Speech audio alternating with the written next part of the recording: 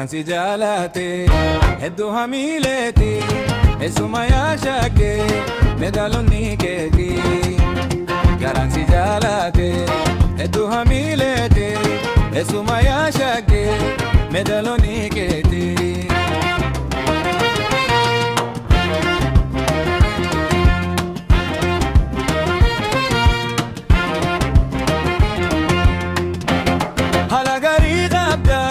Onne tona fute, biftite baredu, hawi tu mogolte, qalbi to garto ko, so hangifte.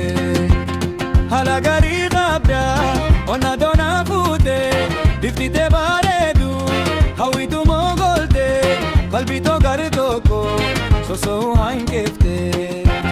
Garansi jalate, heddu hamileti, esuma yashake, medaloni keti. Garansi jalate, heddu hamileti, esuma yashake, medaloni keti.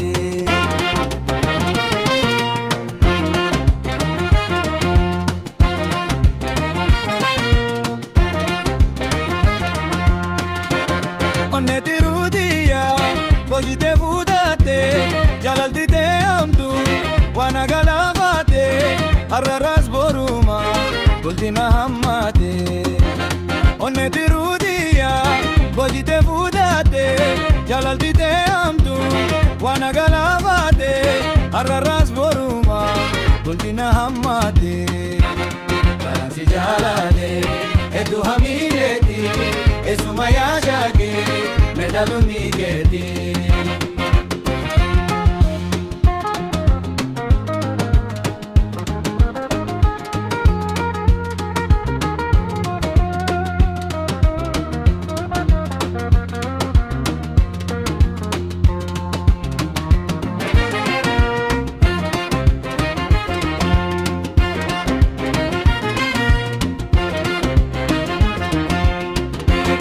Egana jalate, dugan sirra dufte, anis gama kiya, fedin kusidate, lame wal jalate, karambana jate. Egana jalate, dugan sirra dufte, anis gama kiya, fedin kusidate, lame wal jalate, karambana jate. Garansi jalate, heddu hamileti, esuma yashake, medaloni keti. Garansi jalate, heddu hamileti, esuma yashake, medaloni keti.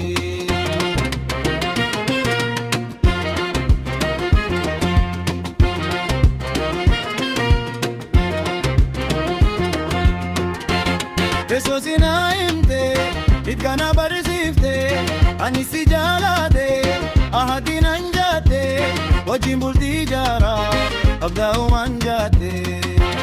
Garansi jalate,